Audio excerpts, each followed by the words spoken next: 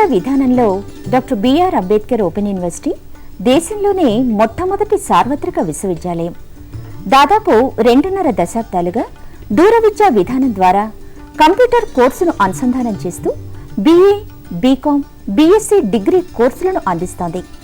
Post graduation స్థాయి, degree, diploma స్థాయి కోర్సులను ఔత్సాహికులైన విద్యార్థులకు అందిస్తోంది. డెవలప్మెంట్ స్టడీస్లో centre for economics and social studies ద్వారా ఎంఫిల్, పీహెచ్డీతో పాటు విశ్వవిద్యాలయమే స్వయంగా దూర విద్యా విధాన అంశంపైన పీహెచ్డీ వంటి పరిశోధన కోర్సులు ప్రవేశపెట్టింది. రాష్ట్ర వ్యాప్తంగా సుమారు 4.5 లక్షల మంది విద్యార్థులు ఈ విశ్వవిద్యాలయం నుంచి ఉన్నత విద్యావకాశాలు పొందుతున్నారు. డాక్టర్ బిఆర్ అంబేద్కర్ సార్వత్రిక విశ్వవిద్యాలయం స్థానికంగా స్వయం బోధనా పద్ధతిలో ముద్రణ రూపంలో రూపొందించిన కోర్స్ మెటీరియల్ అందిస్తోంది. కోర్స్ మెటీరియల్ అధ్యయనానికి సహకరించే విధంగా రేడియో, టెలివిజన్ పాఠ్యాంశాల ఆధారంగా కార్యక్రమాలు ప్రసారం చేస్తోంది.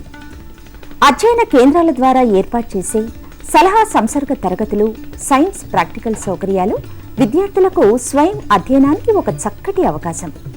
ఇవి విద్యార్థి సమీపంలో ఉండే అధ్యయన కేంద్రం నుంచే పొందొచ్చు.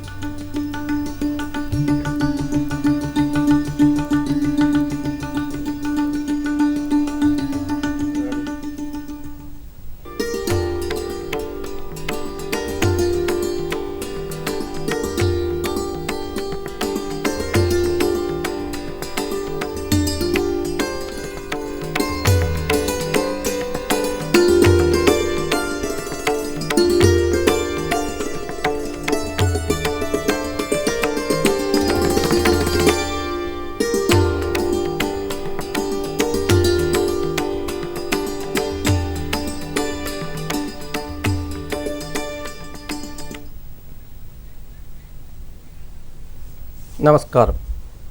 డాక్టర్ బిఆర్ అంబేద్కర్ సార్వత్రిక విశ్వవిద్యాలయం విద్యార్థులకు స్వాగతం. ఈనాటి ఈ టెలికాన్ఫరెన్స్లో బీఎస్సీ జియాలజీ విద్యార్థులకు కోర్స్ 4 నుండి ఇంజనీరింగ్ కట్టడాల్లో భూ విజ్ఞాన శాస్త్రాల అంశాలు అనే దానిపైన చర్చ జరుగుతుంది. ఈ చర్చలో నాతో పాటు పార్టిసిపేట్ చేసే ఇతర విషయ నిపుణులు ముందుగా ప్రొఫెసర్ వి సుదర్శన్ గారు. వీరు Osmania university applied geochemistry డిపార్ట్మెంట్లో గత 30 సంవత్సరాలుగా పనిచేస్తూ ఉన్నారు. వీరు జియలాజికల్ ఆస్పెక్ట్స్ పైన వివిధ జాతీయ, అంతర్జాతీయ సమావేశాల్లో పరిశోధనా పత్రాలు సమర్పించారు. అలాగే వివిధ అంశాలపైన పీహెచ్డీ గ్రంథాలను కూడా వీరి పర్యవేక్షణలో సమర్పించడం జరిగింది. అలాగే రెండవ సబ్జెక్ట్ ఎక్స్పర్ట్ డాక్టర్ శ్రీనివాస్ గారు. డాక్టర్ శ్రీనివాస్ గారు కూడా ఉస్మానియా యూనివర్సిటీలో డిపార్ట్మెంట్ ఆఫ్ అప్లైడ్ జియో కెమిస్ట్రీలో ఫ్యాకల్టీ మెంబర్గా పనిచేస్తూ ఉన్నారు. వీరు కూడా వివిధ పరిశోధనా పత్రాలను జాతీయ, అంతర్జాతీయ వేదికలపై సమర్పించి ఉన్నారు. ఈనాటి ఈ చర్చ దీని ముఖ్య అంశం ఏంటంటే engineering geology or geoengineering, ఏదైనా ఒకటే. ఈ రెండిట్లో ముఖ్యంగా ఈ అంశాలను, ఈ ఇంజనీరింగ్ జియాలజీలో వచ్చే అంశాలను విద్యార్థులకి కొన్ని మౌలికమైన, అంటే బేసిక్ స్టెప్స్, బేసిక్ సబ్జెక్ట్లో ఉన్నటువంటి బేసిక్ పాయింట్స్ని మనం విద్యార్థులకి ఈరోజు తెలియజేస్తున్నాం. జియాలజీ స్టూడెంట్స్ అందరికీ తెలుసు, భూమి నిరంతరము చలనశీలత కలిగినటువంటి ఒక వ్యవస్థ. భూమిలో భౌతిక బలాలు భూమి పైన, భూమి లోపల కూడా నిరంతరంగా జరుగుతూ ఉంటాయి. మనము నిర్మాణించదలసినటువంటి కట్టడాలు అంటే ఆనకట్టలవచ్చు, డ్యామ్స్, రిజర్వాయర్స్ అంటే జలాశయాలు, బ్రిడ్జెస్ వంతెనలు, బిల్డింగ్స్ పెద్ద పెద్ద భవనాలు, తర్వాత రహదారులు నిర్మించేటప్పుడు వీటన్నిటిలో కూడా మనం భూ విజ్ఞాన శాస్త్రానికి సంబంధించినటువంటి అంశాలను పరిగణలోకి తీసుకోవాలి.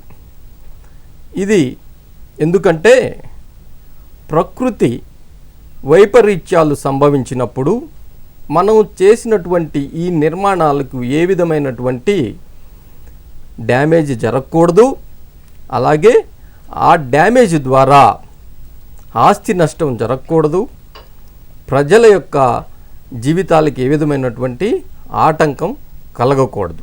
కాబట్టి ఈ కట్టడాలు, ఇంజనీరింగ్ కట్టడాల్లో జియాలజీకి సంబంధించినటువంటి ఏ ఏ సంవత్సరాల పైన ఈ నిర్మాణాలు మనం చేపడుతున్నామో, ఏ ఏరియా అంటే ఏ ప్రదేశంలో మనం ఈ నిర్మాణాలు చేపడుతున్నామో ఆ ప్రదేశం యొక్క సంవత్సరాలను గురించి, స్థలాకృతి గురించి, అలాగే స్ట్రక్చర్స్, జియోలాజికల్ స్ట్రక్చర్స్ అంటే వలులు, భ్రంశాలు, విషమ విన్యాసాలు, సందులు, వాటి గురించి మనం క్షుణ్ణంగా తెలుసుకోవాలి. మీకు అందరికీ తెలుసు, భూకంపాల తాకిడి, భూకంపాలు అనే వాటికి అవి భూమిలో జరిగే భౌతిక మార్పుల వల్ల జరిగే కంపనాలు. ఆ కంపనాల వలన మనం నిర్మించినటువంటి ఈ భవనాలు కానివ్వండి, జలాశయాలు కానివ్వండి, ఆనకట్టలు కానివ్వండి, వంతెనలు కానివ్వండి, ఏ విధమైనటువంటి నష్టం జరగకూడదు.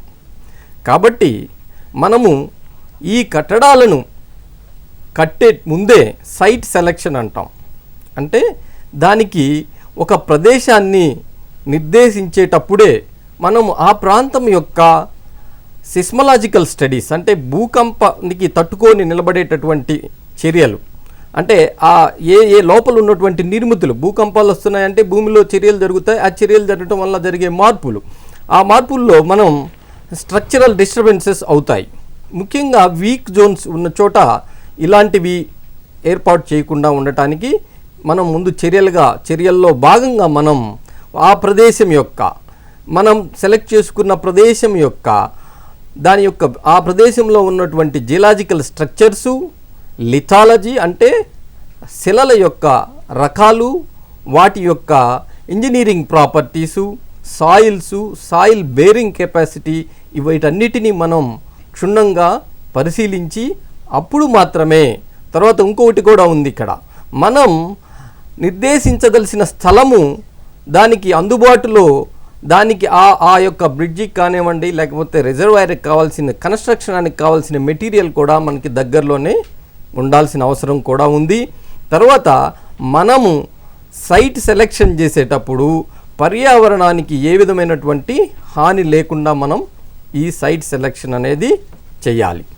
ఇలాంటి మౌలిక అంశాలు మొత్తం, అంటే ఒక ప్రదేశంలో యొక్క లిథాలజీ అంటే శిలల యొక్క వాటి యొక్క ప్రవర్తన, శిలలు ఏ రకాలు అక్కడ దొరుకుతాయనేది, సాయిల్ కండిషన్సు, అలాగే జియోలాజికల్ స్ట్రక్చర్స్, ఆ జియోలాజికల్ అంటే భూమిలో ఉన్నటువంటి నిర్మితులను గురించి కూడా మనం అన్నిటినీ క్షుణ్ణంగా పరిశీలన చేయాలి.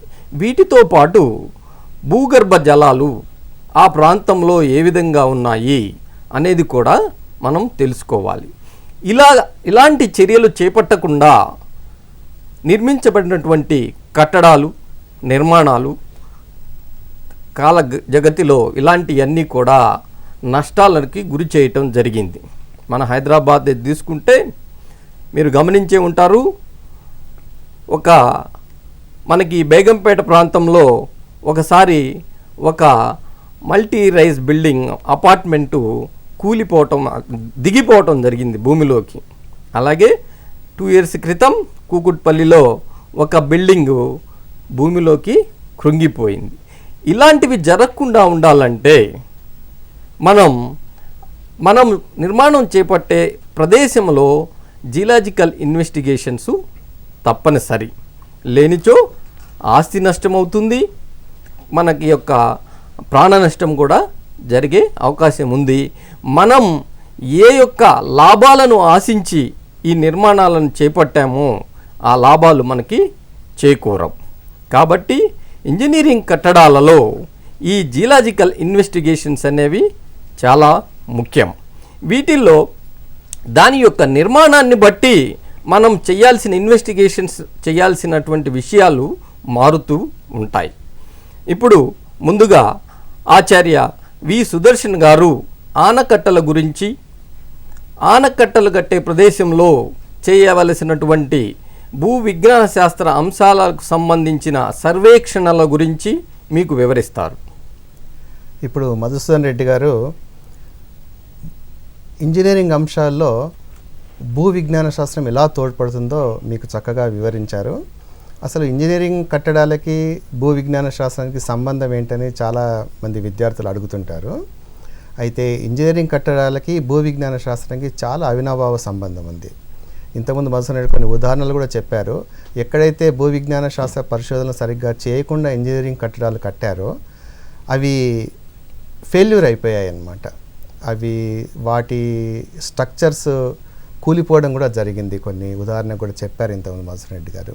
కాబట్టి ఇంజనీరింగ్ కట్టడాలు, ఇంజనీరింగ్ అంశాల్లో భూ విజ్ఞాన శాస్త్రాన్ని తప్పనిసరిగా పరిగణనలోకి తీసుకోవాల్సిన అవసరం ఉంది. ఇప్పుడు ముందుగా మనం ఆనకట్టల గురించి కాస్త చర్చించుకుందాం. ఆనకట్ట అంటే ఏంటి అసలు? ఒక నీటి ప్రవాహానికి వేసే అడ్డుకట్టనే మనం ఆనకట్ట అంటాము. ఒక solid barrier to impound water అని అంటాము. ఒక సాలిడ్ బ్యారియర్ మనం ఒక నదీ ప్రవాహానికి అడ్డుకట్ట వేసేందుకు కడితే మనం దాన్ని ఆనకట్ట అంటామన్నమాట. సో ఈ ఆనకట్టలు మనం ఎందుకు కడతాము అనేది మనం ఒకసారి పరిశీలిస్తే రకరకాల ఉపయోగాలు ఉన్నాయి ఆనకట్టలు కట్టడం వల్ల. ఒకటి, మనం ముఖ్యంగా జల విద్యుత్ ఉత్పత్తికి మనం ఉపయోగించడం, ఎలక్ట్రిసిటీ జనరేషన్కి, పవర్ జనరేషన్కి ఉపయోగించుకోవడానికి మనం ఆనకట్టలు కడుతుంటాము. తర్వాత మరో ముఖ్యమైన అంశం ఏంటంటే ఆనకట్టలు కట్టడానికి నీటిపారుదల సౌకర్యం కలిగించడానికి, దీన్ని ఇరిగేషన్ ఫెసిలిటీ అంటారు.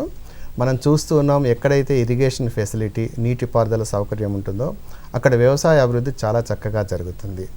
కాబట్టి వ్యవసాయ అభివృద్ధికి నీటిపారుదల ఆవశ్యకత చాలా ఉంది. సో నీటిపారుదల మనం ఒక ప్రాంతంలో మనం ఇవ్వాలంటే ఆనకట్ట కట్టే అవసరం ఎంతైనా ఉంటుందన్నమాట. అలాగే ఒక్కోసారి మంచినీటి సౌకర్యం కల్పించడానికి కూడా మనం కొన్ని ఆనకట్టలు కడతాము. అలాగే కొన్నిసార్లు సిల్ట్, ఒండ్రుమట్టి అంటాం మనం. కొన్ని ప్రాంతాలలో ఒండ్రుమట్టి విపరీతంగా వస్తుందన్నమాట, సిల్ట్ జనరేషన్. ఈ సిల్ట్ని ఆపడానికి కూడా మనం కొన్ని చోట్ల ఆనకట్టలు కడుతుంటాము. అలాగే నావిగేషన్ పర్పస్ కూడాను మనం ఆనకట్టలు కట్టిన ఉదాహరణలు ఉన్నాయన్నమాట. అలాగే ఒకసారి ఆనకట్ట కట్టిన తర్వాత వాటిల్లో ఫిష్ డెవలప్మెంట్, ఫిషరీస్ డెవలప్మెంట్ అంటే మత్స్య పరిశ్రమ అభివృద్ధికి, తర్వాత ఎంటర్టైన్మెంట్కి కూడా ఉపయోగించుకుంటాం మనం. టూరిజం డెవలప్మెంట్, జల విహారాన్ని కూడా ఉపయోగించుకుంటాం అన్నమాట. అయితే ఆనకట్టలు సాధారణంగా ఒకటి కంటే ఎక్కువ ప్రయోజనాల కోసం మనం కడుతూ ఉంటాము. అందుకనే వీటిని మనం మల్టీపర్పస్ డ్యామ్స్ అంటామన్నమాట. ఫర్ ఎగ్జాంపుల్ మన నాగార్జున సాగర్ కానీ, ఇప్పుడు శ్రీరామ్ సాగర్ ప్రాజెక్ట్ కానీ, ఇవన్నీ నీటిపారుదలకు ఉపయోగిస్తాము. అలాగే ఎలక్ట్రిసిటీ జనరేషన్ కూడా, విద్యుత్ ఉత్పత్తికి కూడా ఉపయోగిస్తున్నాము. అందుకనే వీటిని మనం మల్టీపర్పస్ ప్రాజెక్ట్స్ అని, బహుళార్థ సాధక ప్రాజెక్టులు అని అంటాం మనం అన్నమాట. సో ఆనకట్ట కట్టడానికి ఈ రకరకాల బెనిఫిట్స్ కోసం మనం ఆనకట్టలు కడుతుంటాము. అయితే ఈ ఆనకట్టలు ఎన్ని రకాలుగా ఉంటాయంటే మనం బ్రాడ్గా ఆనకట్టల్ని 2 రకాలుగా విభజించవచ్చు. ఒకటి ఏంటంటే కాంక్రీట్ డ్యామ్స్ అంటాం అన్నమాట. అంటే కాంక్రీట్తో కట్టేదాన్ని కాంక్రీట్ డ్యామ్స్ అంటాము. ఇంకొక రకమైన ఆనకట్టలు ఎర్త్ డ్యామ్స్ అంటాము. అంటే కేవలం మట్టితో కడతాము మనం, వీటిని ఎర్త్ డ్యామ్స్ అంటాం అన్నమాట. అయితే ఈ కాంక్రీట్ డ్యామ్స్లో మళ్ళీ మనం 3 రకాలుగా మనం చెప్పుకోవచ్చు. ఒకటేమో మాస్ గ్రావిటీ డ్యామ్స్ అంటాము, ఇంకోటేమో బట్రెస్ డ్యామ్స్ అంటాం అన్నమాట, ఇంకొకటేమో ఆర్చ్ డ్యామ్ అంటాము. అయితే మనము ఈ మాస్ గ్రావిటీ డ్యామ్స్ అనేది చూస్తే దీంట్లో ఏమవుతుందంటే ఈ ఫౌండేషన్ పైన ఎక్కువగా ప్రెషర్ పడకుండా డిస్ట్రిబ్యూట్ చేస్తారనమాట. అంటే ప్రాజెక్టు చాలా ఎక్కువ దూరంలో కట్టి దాన్ని డిస్ట్రిబ్యూట్ చేస్తారనమాట ప్రెషర్ని. అందుకనే వీటిని ఏంటంటే మనము ప్రెషర్ ఫౌండేషన్ పైన ఎక్కువ పడకుండా వాళ్ళు జాగ్రత్త తీసుకుంటారనమాట. ఇక్కడ మరి బట్రెస్ డ్యామ్స్లో ఏంటంటే ఫౌండేషన్ పైన ప్రెషర్ ఎక్కువగా పడుతుందన్నమాట. తర్వాత ఆర్చ్ డ్యామ్లో కూడా ఫౌండేషన్ పైన ప్రెషర్ ఎక్కువ పడుతుంది. అంటే కాన్సన్ట్రేషన్ అనేది ఆ మధ్యలో ఉంటుందన్నమాట. అందుకని ఆ ఫౌండేషన్ పైన ప్రెషర్ ఎక్కువగా పడుతుంది. సో ఆయా ప్రాంతాల్లో ఉండే పరిస్థితులను బట్టి, ఆయా ప్రాంతంలో ఉండే సైట్, అక్కడ ఉన్న స్థలాన్ని పరిశీలించిన తర్వాత ఈ నిర్ణయం తీసుకుంటారనమాట, ఎక్కడ గ్రావిటీ డ్యామ్ కట్టాలి, ఎక్కడ బట్రెస్ డ్యామ్ కట్టాలి, ఎక్కడ ఆర్చ్ డ్యామ్ కట్టాలి అనేది. తర్వాత ఈ ఎర్త్ డ్యామ్స్ అనేటివి ఏంటంటే కేవలం మట్టితోనే కడతారు. ఇప్పుడు మనం చూసినట్టయితే నాగార్జునసాగర్ డ్యామ్ మీరు చూసినట్టయితే మధ్యలో డ్యామ్ ఉంటుంది, డ్యామ్కి ఇరువైపులా ఎర్త్ డ్యామ్ అని ఉంటుంది అనమాట. అంటే మొత్తం డ్యామ్ను మనం కాంక్రీట్తో కట్టకుండా ఇరువైపులా ఎర్త్ డ్యామ్తో కడతారు. మధ్యలో కాస్ట్ ఎఫెక్టివ్, మధ్యలో ఎక్కడైతే ప్రవాహం ఎక్కువగా ఉంటుందో అక్కడ మాత్రం కాంక్రీట్ డ్యామ్ కడతారనమాట. సో ఎర్త్ డ్యామ్ అనేది అక్కడ ఒకవేళ సాయిల్ ఫౌండేషన్ బాగుంటే సాయిల్ పైనే కడతారు, లేకపోతే బేస్మెంట్ వరకు వెళ్ళి బేస్మెంట్ దగ్గరలో రాయి ఉంటే రాయి పైన కూడా ఎర్త్ డ్యామ్ కడతారనమాట. సో వీటిని మనం ఎర్త్ డ్యామ్స్ అని అంటాము.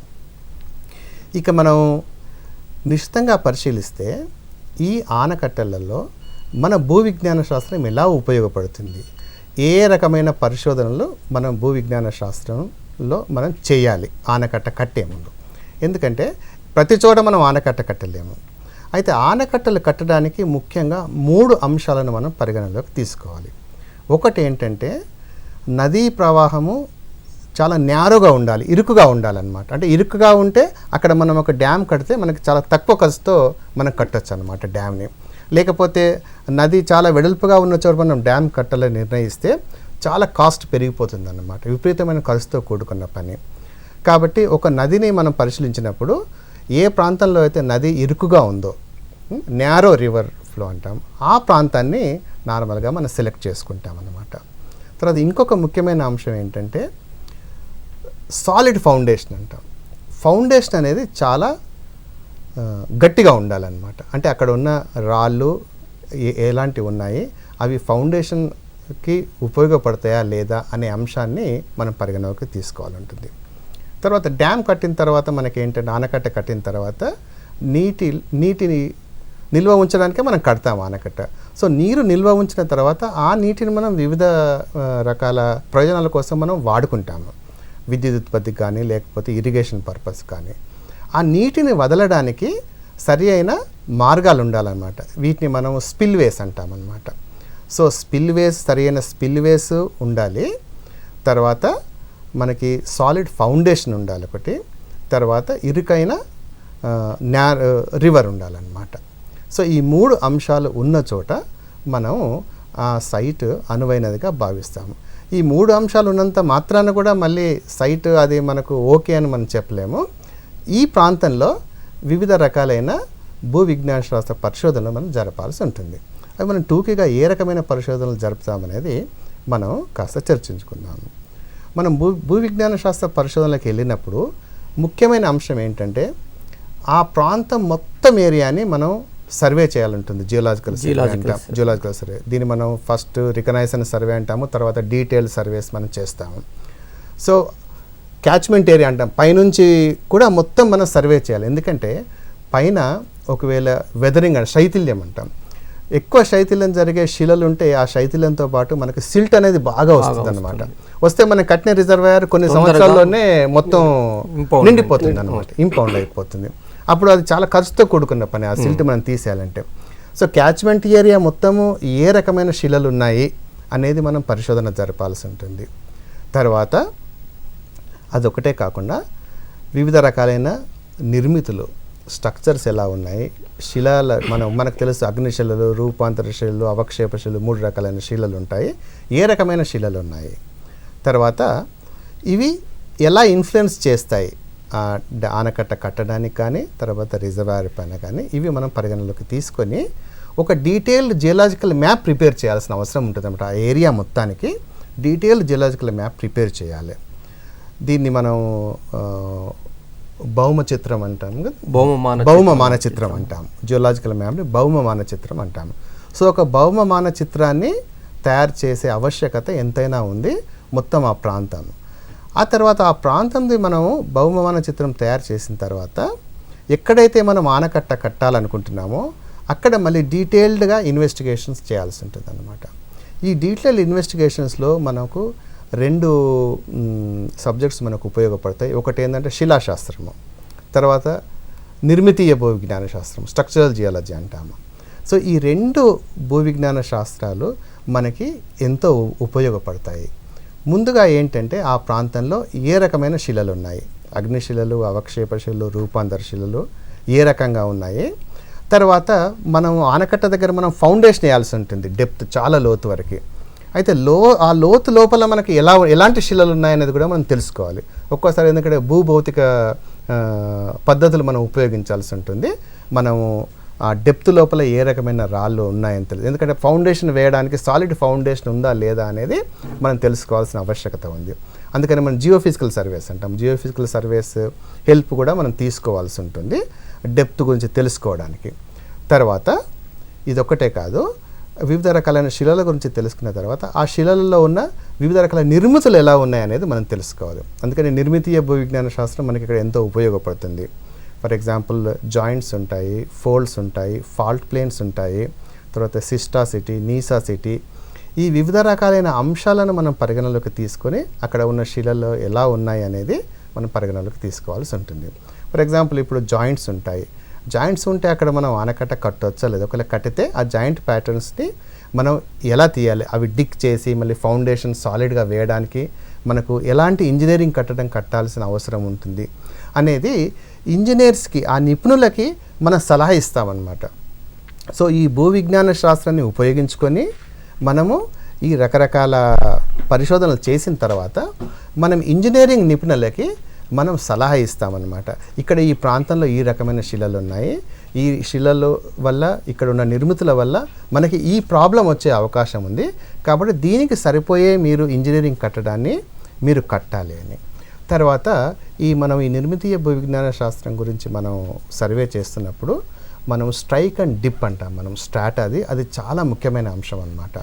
ఎందుకంటే ఒక రిజర్వాయర్ కట్టినప్పుడు, ఆనకట్ట కట్టినప్పుడు అక్కడ స్ట్రాటా ఎలా ఉంది అనేది మనం చూడాలి. నార్మల్గా ఏంటంటే ఆనకట్టలకి హారిజాంటల్ బెడ్స్ ఉంటే చాలా స్ట్రాంగ్గా ఉంటుంది అన్నమాట ఫౌండేషను. ఒకవేళ నతి అంటాము dip. So dip up stream side ఉంటే అది మనం రికమెండ్ చేస్తామన్నమాట, సైడ్ పర్వాలేదన్నమాట, అప్ స్ట్రీమ్ సైడ్ ఉంటే జెంటిల్ డిప్ అనమాట. బట్ అదే డిప్ నతి డౌన్ స్ట్రీమ్ సైడ్ ఉంటే మనం రికమెండ్ చేయమన్నమాట అక్కడ ఆనకట్ట కట్టడానికి. సో ఇలాంటి అంశాలన్నీ ఇంజనీరింగ్ నిపుణులు వాళ్ళు చేయలేరన్నమాట. ఇది కేవలం భూ విజ్ఞాన శాస్త్రంగా చేయాలి ఇది. సో స్ట్రాటా ఎలా ఉంది, స్ట్రైక్ ఎలా ఉంది, డిప్ ఎలా ఉంది, అవి ఏ వైపు డిప్ అవుతున్నాయి, అప్ స్ట్రీమ్ సైడా డౌన్ స్ట్రీమ్ సైడా, వాటి ఇంపాక్ట్ ఎలా ఉంటుంది, ఇవన్నిటి గురించి మనం స్టడీ చేసి ఇంజనీరింగ్ నిపుణులకు మనం సలహా ఇవ్వాల్సిన అవసరం ఉంటుందన్నమాట. అందుకనే భూ విజ్ఞాన శాస్త్రం మనకి ఎంత దోహదపడుతుందో ఈ అంశాలను మనం పరిగణలోకి తీసుకున్నప్పుడు మనకి తెలుస్తుంది అన్నమాట. ఈ భూ విజ్ఞాన శాస్త్రంలో లభించిన ఇన్ఫర్మేషన్ ఆధారంగా అక్కడ ఆనకట్ట కట్టే ప్రాంతంలో దాని యొక్క స్ట్రక్చరల్ డిజైన్ని చేయాల్సిన అవసరం ఉంటుంది. తరువాత ఆ ఆనకట్టని కట్టేటప్పుడు కూడా నాణ్యత విషయంలో ఎక్కడా రాజీ పడకుండా కట్టినప్పుడు మాత్రమే మనకి దాని నుంచి ఆశించిన ఫలితాలు వస్తాయి. ఇక్కడ విద్యార్థులకు ఒక చిన్న విన్నపం, ఈ చర్చలో మీరు కూడా పాల్గొని మీకున్నటువంటి సందేహాలను తీర్చుకోవాలంటే నేను ఇప్పుడు చెప్పబోయే ఫోన్ నెంబర్లకు ఫోన్ చేసి మాతోటి మీరు ఇంటరాక్ట్ అవ్వచ్చు. మీరు ఫోన్ చేయవలసిన నంబర్లు 2703-1431, 2703-1432. మళ్ళీ ఒకసారి చెప్తాను, 2703-1431, 2703-1432. మీరు ఈ నంబర్లలో మమ్మల్ని కాంటాక్ట్ చేసి మీకేమైనా సందేహాలు ఉంటే మీ దగ్గర ఉన్నటువంటి ఇన్ఫర్మేషన్ని మాతోటి పంచుకోవచ్చు, మీ సందేహాలను నివృత్తి చేసుకోవచ్చు. ఇప్పుడు సుదర్శన్ గారు మనకి కట్టె దగ్గర ఉన్న చేయవలసినటువంటి జియోలాజికల్ ఇన్వెస్టిగేషన్స్ గురించి క్లుప్తంగా వివరించారు. ఇప్పుడు డాక్టర్ శ్రీనివాస్ గారు రిజర్వాయర్స్ అంటే జలాశయాలు నిర్మించే ప్రాంతంలో మోరార్లెస్ సిమిలర్గా ఉన్నప్పటికీ జలాశయాలకి పెక్యులర్గా ఉన్నటువంటి ఇంపార్టెంట్ ఇన్వెస్టిగేషన్స్ గురించి డాక్టర్ శ్రీనివాస్ గారు ఇప్పుడు వివరిస్తారు. జలాశయాలు చాలా ముఖ్యమైనవి. జలాశయాలు చిన్నవిగా ఉండవచ్చు, చాలా పెద్దవిగా ఉండవచ్చు. చిన్నవి అంటే కొన్ని వేల ఘనమీటర్ల నుంచి, పెద్దవి అంటే కొన్ని వేల మిలియన్ల ఘనమీటర్ల వైశాల్యంలో విస్తరించి ఉండవచ్చు. ఇలా నిర్మించిన కృత్రిమ హరివాణాలను, నీటి నిల్వ చేసే హరివాణాలను జలాశయాలు అంటారు. నీటిని నిల్వ చేసే సామర్థ్యం ఎలా ఉంటుందని తెలుసుకోవడానికి స్థూలంగా ఇవి దేని గురించి నిర్మించబడినవి తెలుసుకోవడానికి ఇవి 3 రకాలుగా ఉంటాయి. ఒకటి వాటర్ కన్జర్వేషన్ అంటే నీటి నిల్వ చేసే జలాశయాలు, ఇంకోటి వరదలను నిరోధించే జలాశయాలు, ఇంకోటి రీడిస్ట్రిబ్యూషన్ జలాశయాలు. ఒకటి చెప్పుకుంటే ఇప్పుడు జలాశయాలు చాలా మనం కడుతూ ఉంటారు, పాత ఉన్నాయి, కొత్త ఉన్నాయి. ఇప్పుడు మన హైదరాబాద్లోనే గండిపేట ఉంది. 1908 వరదలు వచ్చినప్పుడు నిజాం గారు ఒక జలాశయం నిర్మించారు. అది వరదలను నిరోధించడానికి నిర్మించారు. చాలా ఉపయోగపడింది అది. తర్వాత ఇప్పుడు ఇవి నిర్మించాలన్నప్పుడు కొన్ని జియోలాజికల్ కండిషన్స్ని స్టడీ చేయాల్సి వస్తుంది. అవి ఏంటంటే టోపోగ్రఫిక్ సూటబిలిటీ, మరి ఇంకోటి ఏంటంటే దాని గ్రౌండ్ వాటర్ కండిషన్స్ ఎట్లా ఉన్నాయో తెలుసుకోవచ్చు. తర్వాత దాని పర్మియబిలిటీ అంటే పారగమ్యత తెలుసుకోవాల్సి వస్తుంది. ఇంకోటి స్ట్రక్చరల్ సూటబిలిటీ తెలుసుకోవాల్సి వస్తుంది. సో ఫస్ట్ మనం మొదటి అంశం చూసుకుంటే టోపోగ్రఫీ అంటే ఎలా ఉంటుంది. టోపోగ్రఫీ చూసుకుంటే మనం చాలా విశాలంగా ఉండాలి, ఒక లోయలాగా ఉండాలి, విశాలమైన లోయ, సహజమైన విశాలమైన లోయలాగా ఉండాలి. ఇలా ఉన్నప్పుడు నీటిని నిల్వ చేయడానికి చాలా సులభంగా ఉంటుంది. దాని చివర ఒక ఇరుకు ద్రోణి అంటే చాలా చిన్న గార్జులాగా ఉండాలి, ఇరుకు ద్రోణి ఉండాలి. దాని తర్వాత అక్కడ అడ్డుకట్ట కట్టడానికి వీలుగా ఉండాలి. అడ్డుకట్ట కట్టలేకపోతే నీటి నిల్వ చేసుకోలేము మనం. తర్వాత ఇప్పుడు హిమానద ద్రోణి కానీ అంటే ఇప్పుడు యూ షేప్ గ్లేషియేటెడ్ వ్యాలీస్లో యూ షేప్ కానీ ఉంటాయి, లేకపోతే నదీ ప్రాణం రివర్ వ్యాలీస్ వి షేప్లో ఉంటాయి, లేకపోతే జియోసింక్లైనల్ వ్యాలీస్ బ్రాడ్ జియోసింక్లైనల్ వ్యాలీస్ కానీ ఉంటాయి. ఇవన్నీ కాకుండా చదనపు నేలలు, మైదానాలు ఆనకట్టు కట్టడానికి పనికిరావు. ఇది కాకుండా రెండో అంశం ఏంటంటే భూజలతల పరిస్థితులు, గ్రౌండ్ వాటర్ కండిషన్స్. ఇవి 3 రకాలుగా ఉండవచ్చు. ఒకటి ఏంటంటే గ్రౌండ్ వాటర్ లెవెల్, జలాశయంలోని ఉపరితల నీటి మట్టం ఎత్తుగా ఉన్నప్పుడు జలాశయంలోంచి నీరు పక్క ఉన్న ప్రాంతాలు కారిపోయే ప్రమాదం ఉండదు. ఇది చాలా ఐడియల్ సిచ్యువేషన్, అంటే చాలా బెస్ట్ సిచ్యువేషన్. ఇలాంటి సిచ్యువేషన్ దొరకడం మనకి చాలా కష్టమే. రెండో పరిస్థితి ఏంటంటే జలాశయంలోని కనిష్ట నీటి మట్టం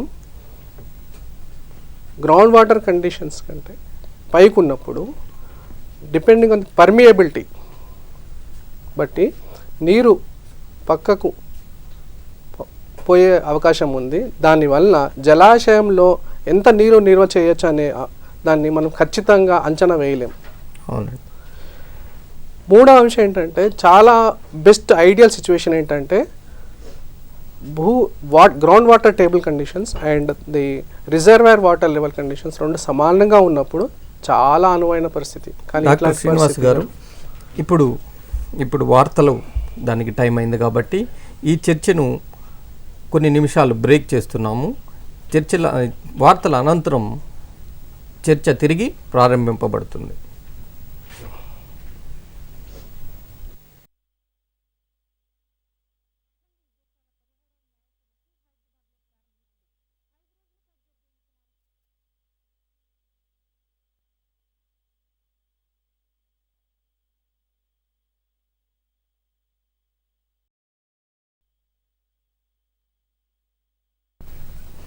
వార్తల అనంతరం తిరిగి బిఆర్ అంబేద్కర్ సార్వత్రిక విశ్వవిద్యాలయం చర్చలోకి స్వాగతం.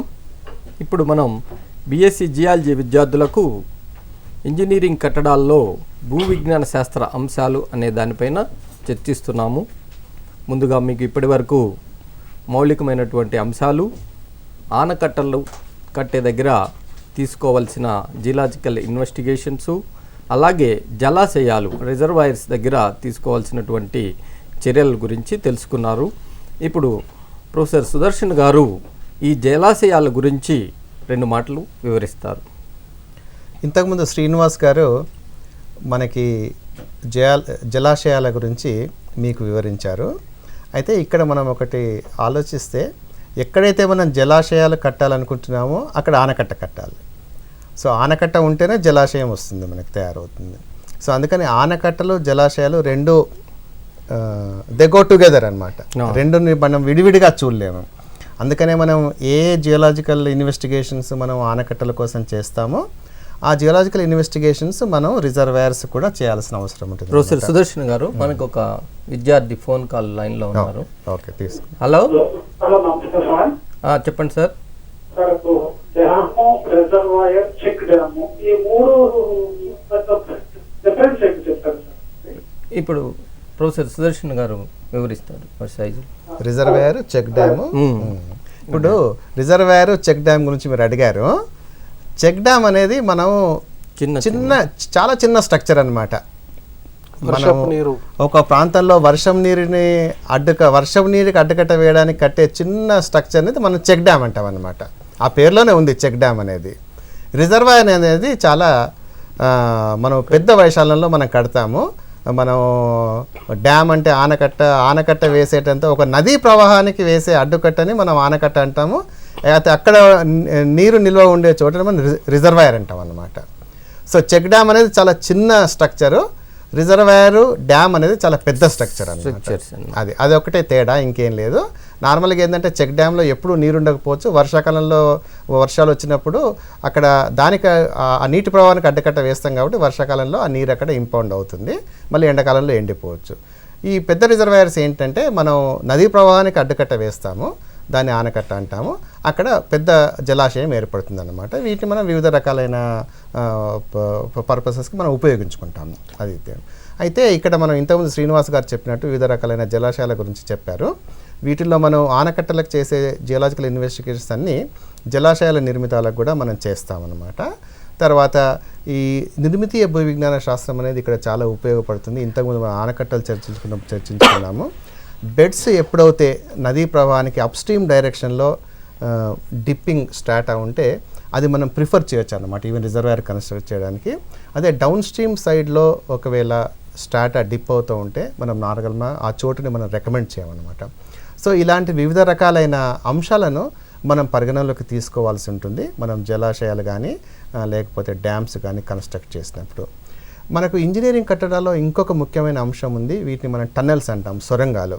మనం పర్వత ప్రాంతాలలో ప్రయాణం చేసినప్పుడు మనకు అప్పుడప్పుడు ఈ సొరంగ మార్గాలు మనకు తారసపడుతుంటాయి.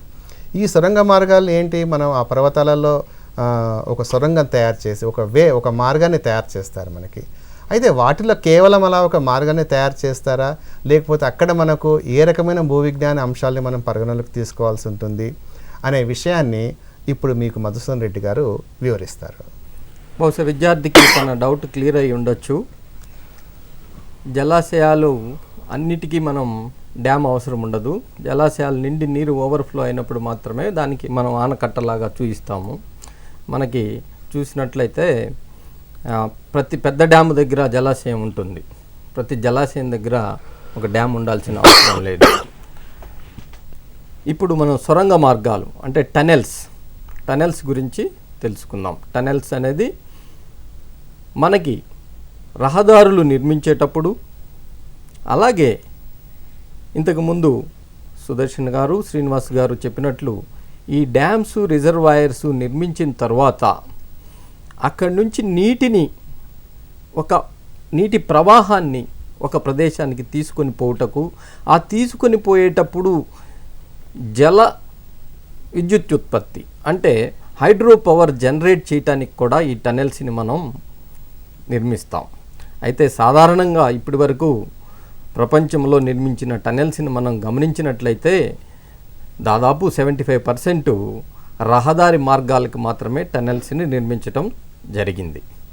అయితే భూగర్భంలో కూడా ఈ మధ్య మన హైదరాబాదులో కొన్ని ప్రాంతాల్లో మీరు చూసే ఉంటారు, అండర్ గ్రౌండ్ డ్రైనేజీ కోసము ప్లస్ నీటిని కూడా పంపించటానికి ఈ ఏర్పాట్లు జరుగుతూ ఉన్నాయి. సాధారణంగా టన్నెల్ అనగానే మనందరికీ గుర్తొచ్చేది, మనం ఈ కొండ ప్రాంతాల్లో వెళ్ళేటప్పుడు అంటే విద్యార్థులు దాదాపుగా ఈ అనుభవాన్ని ఫేస్ చేసి ఉంటారు. మనం ఒక ట్రైన్లో, ముఖ్యంగా ట్రైన్కి ఇలా కొద్ది డిస్టెన్స్ ఉన్నాయి, అరకు వ్యాలీ వెళ్ళేటప్పుడు ఇలాంటి టన్నెల్స్ ఉన్నాయి. అలాగే మనం ఢిల్లీ వెళ్ళేటప్పుడు కూడా 2-3 చోట్ల ఇలాంటి టన్నెల్స్లో నుంచి మనకి ట్రైన్ పాస్ అవుతూ ఉంటుంది. ఇలాగా రైలు మార్గాల కొరకు అలాగే రోడ్డు మార్గాల కొరకు ఈ టన్నెల్స్ని చేయాల్సిన అవసరం ఉంటుంది. ఎందుకంటే మన షార్ట్ డిస్టెన్స్లో మనం ఒక ప్రదేశాన్ని నుంచి ఒక ప్రదేశానికి వెళ్ళాలనుకున్నప్పుడు మనకి డిస్టెన్స్ని దగ్గరగా చేసి చూసి రోడ్డు లేయింగ్ అప్పుడు ఈ టన్నెల్ తవ్వటమే మనకి ఎకానమికల్గా ఉంటుంది లాంగ్ రేంజ్లో. ఎందుకంటే ఇనిషియల్ కాస్ట్ ఎక్కువైనప్పటికీ ఈ ఫ్యూయల్ కాస్ట్ వల్ల దేశం మీద పడేటటువంటి ఆర్థిక ఇబ్బందులు వీటన్నిటిని చూసుకున్నప్పుడు షార్టెస్ట్ రూటు కొండని తొలిచి దాని మధ్యలో నుంచి రహదారులను నిర్మించటం చేస్తూ ఉంటాం. అలాగే వాటర్ కోసం కూడా దివంగత ముఖ్యమంత్రి వైఎస్ రాజశేఖర రెడ్డి గారు జలయజ్ఞంలో భాగంగా శ్రీశైలం డ్యామ్ నుంచి వాటర్ తీసుకురావటానికి అతి పెద్దదైన టన్నెల్ నిర్మాణానికి ఒప్పుకోవటం జరిగింది. దాని ప్రాసెస్ కూడా ఇప్పుడు జరుగుతుంది శ్రీశైలం రిజర్వాయర్ దగ్గర. దాని నుంచి దాదాపు మోర్ దాన్ 40 కిలోమీటర్స్ కొండ మధ్యలో నుంచి ఈ వాటర్ తీసుకొని రావటం కొరకు ఇక్కడ సొరంగ మార్గాన్ని ఏర్పాటు చేస్తున్నారు. మీరు కూడా పేపర్లో వాటిల్లో ఆ సొరంగ మార్గాలను తయారు చేసేటటువంటి ఈ రిగ్గులను కూడా మీరు చూసుంటారు, అతి పెద్ద అయినటువంటి రిగ్గులు. వీటి ద్వారా 2 వైపుల నుంచి ఆ మెటీరియల్ని మొత్తం ఎలుక ఒక కలుగును ఎట్లా చేస్తుందో అట్లాగా చేస్తూ అందులో ఉన్నటువంటి శిలా పదార్థాలన్నింటినీ తీస్తూ తరువాత దాని ఔటర్ పెరిఫెరీలో ఉన్నటువంటి శిలాలంతా కూడా కూలిపోకుండా ఉండాలి. కాబట్టి సొరంగ మార్గానికి మనం చేసుకున్నటువంటి సొరంగ మార్గం అది నీటి దానికైనా సరే లేకపోతే రహదారికైనా సరే దాని యొక్క నాణ్యత బాగుండాలి. తర్వాత మనం ఏ లాభాలను ఆశించి ఈ సొరంగ మార్గాన్ని తవ్వాలనుకుంటున్నామో ఆ పర్పస్కి అది ఉపయోగపడాలి. అయితే వాటర్ తీసుకురావడానికి ఏర్పడే సొరంగ మార్గాలకు రహదారులకు ఏర్పడే సొరంగ మార్గాలకు మళ్ళీ డిజైన్లో కానివ్వండి తీసుకోవాల్సిన జాగ్రత్తలు చాలా ఉన్నాయి. ముఖ్యంగా మనం సొరంగ మార్గాలు చేసేటప్పుడు మనకి ఎదురయ్యేటటువంటి శిలలు, అక్కడ ఉన్నటువంటి శిలలు వాటి యొక్క కఠినతను బట్టి మనం ఆ ప్రదేశాన్ని నిర్దేశించుకోవటం జరుగుతుంది. ఇక్కడ శిలలు మనకి బ్రాడ్గా చెప్పాలనుకున్నప్పుడు దృఢీభూతమైనటువంటి శిలలు అంటే కన్సాలిడేటెడ్ కాంపాక్ట్గా థిక్గా ఉన్నటువంటి శిలలు ఉంటాయి. అన్కన్సాలిడేటెడ్ మృదు శిలలు కూడా ఉంటాయి. మనకి ఈ కన్సాలిడేటెడ్ దృఢీభూతమైనటువంటి ఈ శిలల్లో మనకి ఇనిషియల్ కాస్ట్ ఎక్కువ ఉన్నప్పటికీ వాటి యొక్క డ్యూరబిలిటీ, ఆ టనెల్ యొక్క డ్యూరబిలిటీ చాలా ఎక్కువగా ఉంటుంది. అలా కాకుండా ఈ అన్కన్సాలిడేటెడ్ సాఫ్ట్ రాక్స్ ఉన్నప్పుడు మనకి ఈ కలుగుని ఏర్పాటు చేయటంలో తొందరగా చేయొచ్చు, కాస్ట్ ఎఫెక్టివ్గా ఉంటుంది. కానీ అది కూలిపోకుండా దానికి లైనింగ్ అనేది చేయాల్సి ఉంటుంది. సామాన్యంగా ఒక టనెల్ని మనం తయారు చేసుకునేటప్పుడు కంటిన్యూస్గా అంటే దాని యొక్క డిస్టెన్స్ ఒక చిన్న కొండ అనుకోండి, హార్డ్ రాక్సే ఉంటే అంతటితో సరిపోతుంది. మనం తీసుకునే చర్యలు హార్డ్ రాక్లో కన్నం చేయటం, టన్నెల్ సొరంగ మార్గాన్ని ఏర్పాటు చేయటం. కానీ దాని యొక్క డిస్టెన్స్ని బట్టి ఎక్కువ డిస్టెన్స్లో మనం చేసేటప్పుడు మనకి ఈ దృఢీభూతమైన శిలలు ఉంటాయి, లేక ఈ అన్కన్సాలిడేటెడ్ మృదు స్వభావం కలిగినటువంటి శిలలు కూడా మనకి ఎదురవుతాయి. ఈ మృదు స్వభావం అనేవి చాలా తక్కువగా ఉన్నటువంటి ప్రదేశాలలో మాత్రమే మనం ఈ సొరంగ మార్గాన్ని ఏర్పాటు చేసుకోవాలి. ఆ తక్కువ భాగాల దగ్గర కూడా దానికి లైనింగ్ ఏర్పాటు చేసి అవి రూఫ్ కొలాప్స్ అనేది ఏ విధంగా లేకుండా చూసుకోవాలి. ఇప్పుడు ఈ సొరంగ మార్గాలను మనం ఏర్పాటు చేసేటప్పుడు బేసిక్గా అవి రహదారి మార్గాల లేకపోతే జల రవాణాకు ఏర్పాటు చేస్తున్నామనే అంశాలను గమనించి, అవి రహదారి మార్గాలు అయితే మీరు కూడా అబ్జర్వ్ చేసి ఉండొచ్చు, వాటికి మనం ఈ ట్రైన్లో వెళ్తూ ఉన్నప్పుడు వాటర్ అంతా కూడా అక్కడక్కడ ఈ జలస్థర శిలలు ఎన్కౌంటర్ అవుతాయి.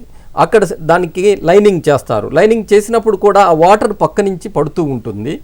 ఈ పక్క నుంచి పడే వాటర్ అంతా కూడా రెండు వైపులా వాటికి కాలవలు, డ్రైనేజ్ సిస్టమ్ ఉంటుంది. అలా ఉండాలి, లేకపోతే వాటర్ లాగింగ్ అవుతుంది.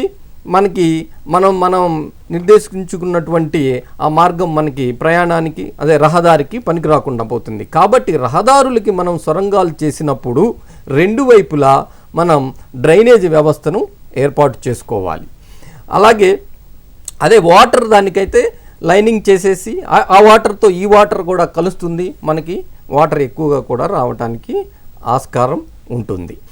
ఇలాంటి అంశాలు అంటే ఈ సొరంగ మార్గాలలో మనం సొరంగాలని తవ్వేటప్పుడు ప్రధానంగా 3 అంశాల పైన మనం కేంద్రీకృతం చేస్తాం మనం జియోలాజికల్ ఇన్వెస్టిగేషన్స్. అవేంటంటే, ఒకటి శిలల యొక్క పరిశీలన, లిథాలజీ అంటాము, శిలల పరిశీలన.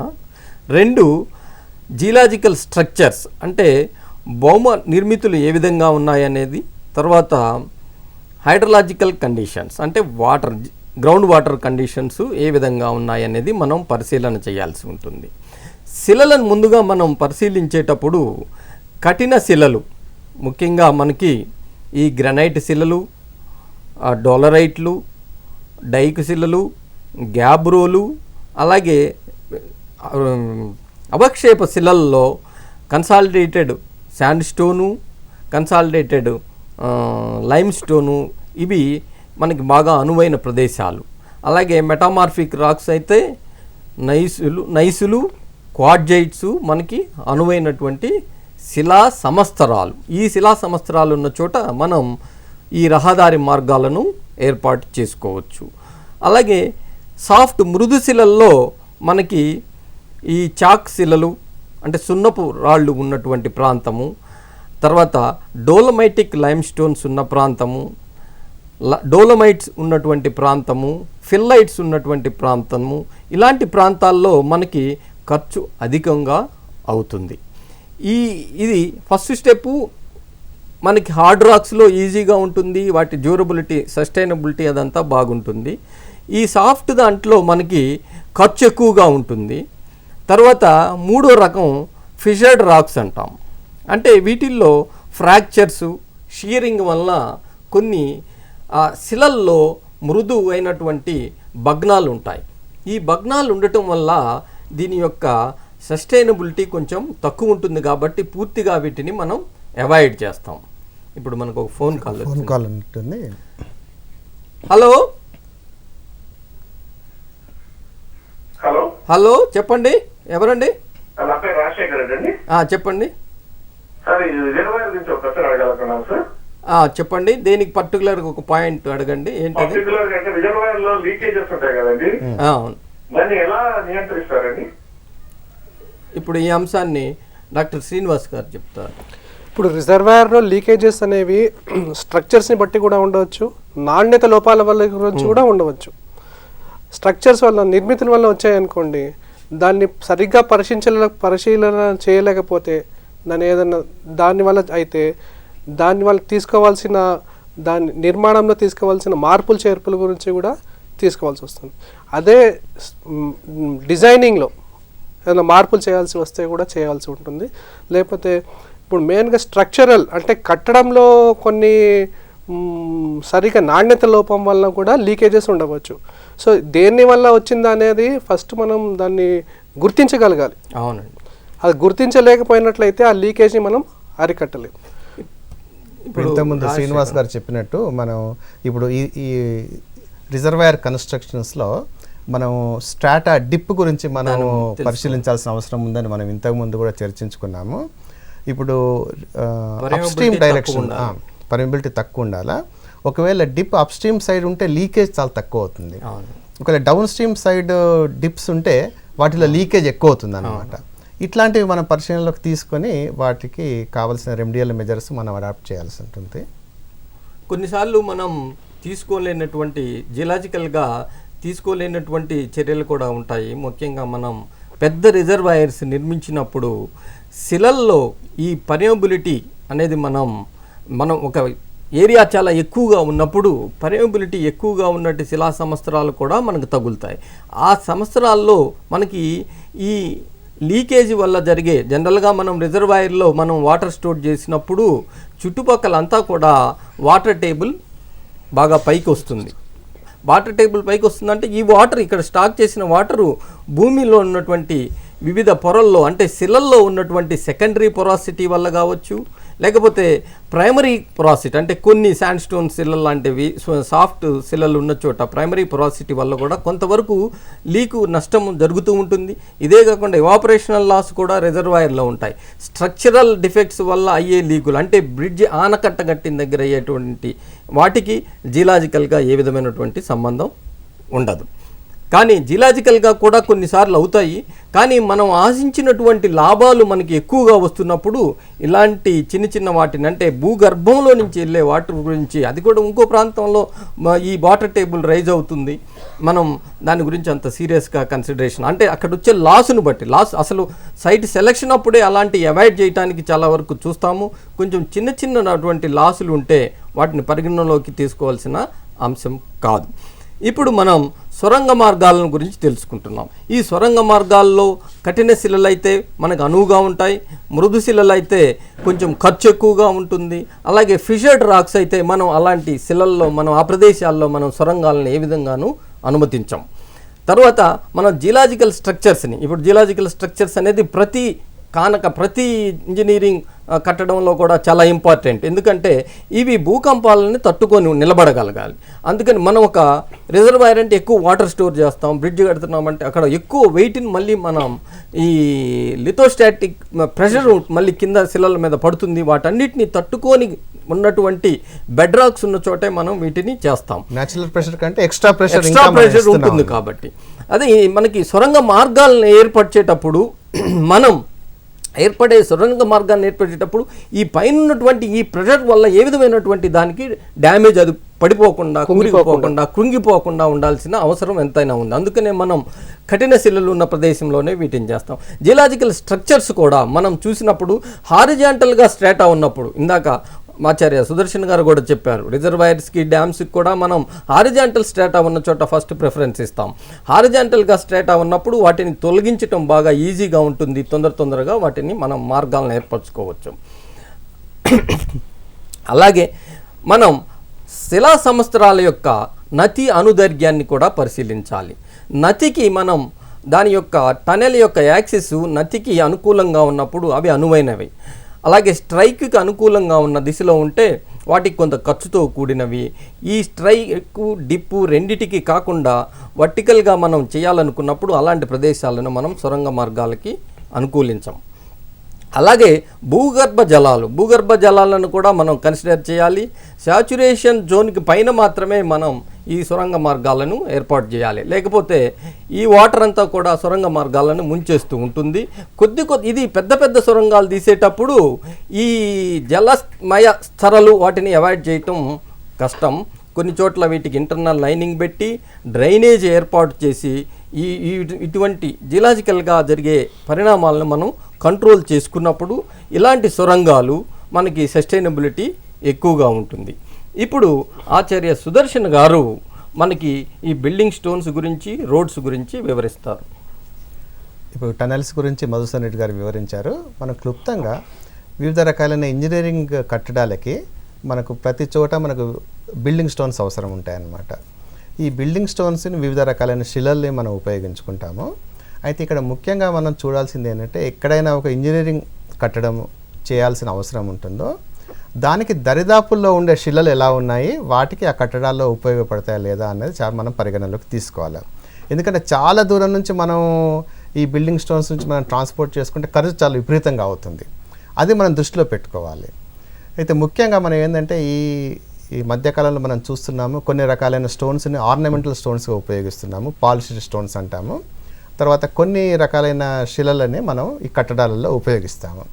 కట్టడాలలో మనకు అగ్నిశిలలు ఉన్నాయి, అవక్షేప శిలలు ఉన్నాయి, రూపాంతర శిలలు ఉన్నాయి. అయితే హార్డ్ రాక్స్ని మనం ఈ కట్టడాలకి ఎక్కువగా ఉపయోగిస్తాము. అంటే ఇంకోటి ఏంటంటే వెదరింగ్ ప్రాసెస్కి రెసిస్టెంట్గా ఉండాలి. అంటే శైథిల్యానికి, శిలా శైథిల్యానికి లోను కాకుండా ఉండాలన్నమాట మనం యూజ్ చేసే బిల్డింగ్ స్టోన్స్. అలాగే సుదర్శన్ గారు మనకు కొంచెం టైం తక్కువ ఉంది మనం కాబట్టి చాలా కొంచెం క్లుప్తంగా. తొందరగా తర్వాత ఈ ఆర్నమెంటల్ స్టోన్స్ అంటే మనం పాలిష్ స్టోన్స్, ఫర్ ఎగ్జాంపుల్ చీమగుత్తులో గ్యాలక్సీ గ్రానైట్ ఉంది, తర్వాత గ్రే గ్రానైట్, పింక్ గ్రానైట్, ఇవన్నీ కూడా మనం పాలిష్ చేసి ఈరోజు ఎంతో ఫారిన్ ఎక్స్చేంజ్ మనకు వస్తుంది. సో ఈ రకరకాలైన రాళ్ళని మనం శిలను ఉపయోగించుకోవడానికి మనకు అక్కడ ఎలాంటి శిలలు ఉన్నాయి, ఆ శిలలలో ఎలాంటి పరిశోధనలు జరపాలి అనేది మనం పరిగణలోకి తీసుకోవాల్సిన అవసరం ఉంటుంది అన్నమాట. ఇప్పుడు శ్రీనివాస్ గారు క్లుప్తంగా మనకి కొంచెం వంతెనల గురించి, బ్రిడ్జెస్ గురించి కొంచెం బ్రీఫ్గా ఒక నిమిషం, 2 నిమిషాలు జియోలాజికల్ అంశాలు ఏం పరిగణలోకి తీసుకోవాలో కొంచెం క్లుప్తంగా చెప్పాలని. వంతెనలు అనేవి చాలా ముఖ్యమైనవండి. ఇప్పుడు మనం చూస్తూనే ఉన్నాం, హైదరాబాద్లో కూడా మెట్రో ప్రాజెక్ట్ కోసం వంతెనలు కట్టబోతున్నాం. వంతెనలు కట్టడానికి జియాలజికల్గా 2 అంశాలు చాలా ముఖ్యమైనవి. ఒకటి పెట్రలాజికల్ క్యారెక్టర్స్ అంటారు, అది కాకుండా దాని కాకుండా ఇంజనీరింగ్ ప్రాపర్టీస్, అంటే దాన్ని కింద ఉన్న శిలలో ఎలా ఉన్నాయి, దాన్ని 2 అంశాలు చాలా ముఖ్యమైనవి. అవి రెండింటిని తెలుసుకోవడానికి ఏంటంటే, ఇంజనీరింగ్ ప్రాపర్టీస్ తెలుసుకోవడానికి కోర్ శాంపుల్స్ అనేవి తీస్తారండి. డ్రిల్ వేసి దాని కోర్ శాంపుల్స్ తీసేసి దాని యొక్క నాణ్యత కానీ, దాని యొక్క what are the characters, permeability కానీ అట్లాంటివన్నీ చూసేసుకొని దాన్ని అక్కడ తీయడం జరుగుతూ ఉంటుంది. ఇవి 2 కాకుండా కింద ఉన్న ఫౌండేషన్ బెడ్ రాక్ ఎలా ఉందో కూడా తెలుసుకోవడం చాలా ఎంత లోతులో బెడ్ రాక్ ఉంది, అది చాలా, అంటే అది అగ్నిశిలలు ఉన్నాయా లేకపోతే రూపాంతర శిలలు, అవక్షేప శిలలు ఉన్నాయా, అవి తెలుసుకోవడం చాలా ముఖ్యం అండి. ఎందుకంటే అగ్నిశిలలు ఉంటే మనకి ఫౌండేషన్ చాలా గట్టిగా ఉంటుంది, బ్రిడ్జ్ నిర్మాణం అంటే ఒక బ్రిడ్జ్ నిర్మాణం చాలా సులభంగా ఉంటుంది. ప్రతి ఇంజనీరింగ్ కట్టడానికి ఫౌండేషన్ చాలా ఇంపార్టెంట్ కాబట్టి ఈ పరిశోధనలన్నీ అవసరం అండి. అలాగే ఇప్పటి వరకు మనం ఇంజనీరింగ్ కట్టడాల్లో భూ విజ్ఞాన శాస్త్రానికి సంబంధించిన అంశాలను గురించి తెలుసుకున్నాం. మనం ఆ కట్టడం ఎలాంటిదైనప్పటికీ దానికి సస్టైనబిలిటీ, మనం ఆశించినటువంటి లాభాలు రావాలి. అలాగే తర్వాత ఈ జియోలాజికల్ అంశాలతో పాటు ముఖ్యంగా మనం ఆనకట్టలు, తర్వాత రిజర్వాయర్స్ నిర్మించేటప్పుడు పర్యావరణ సమస్యలు కూడా మనకి ఎన్నో తలెత్తుతూ ఉంటాయి. పర్యావరణ సమస్యలను మనం అధిగమించి ఇలాంటి నిర్మాణాల వల్ల అధికమైనటువంటి లాభాలు వచ్చే దిశగా మన జియోలాజికల్ ఇన్వెస్టిగేషన్స్ అన్నీ కూడా ఉండాలి. ఇలాంటి జియోలాజికల్ ఇన్వెస్టిగేషన్ మనకి ఈ మధ్యకాలంలో మనం గమనిస్తున్నది ఏంటంటే, ఈ ప్రకృతి వైపరీత్యాలు, ముఖ్యంగా ఈ భూమి కంపించటం, అలాగే ఈ క్లైమేట్లో వచ్చినటువంటి మార్పులకు మనకి వర్షాలు ఎక్కువ అవటం, ఫ్లడ్స్ రావటం అనేవి జరుగుతూ ఉంటాయి. వీటన్నిటికి కూడా తట్టుకునేటటువంటి నిర్మాణాలను చేసినప్పుడే మాత్రం మనకి ఆ ప్రాజెక్ట్ నుంచి మనకి ఆశించినటువంటి లాభాలు లభిస్తాయి. ఈ అంశంలో నాతో పాటు చర్చలో పాల్గొన్నటువంటి ఆచార్య వి సుదర్శన్ గారికి, అలాగే డాక్టర్ శ్రీనివాస్ గారికి doctor B R Ambedkar open university తరఫున ధన్యవాదాలు తెలియజేస్తున్నాం. Thank you.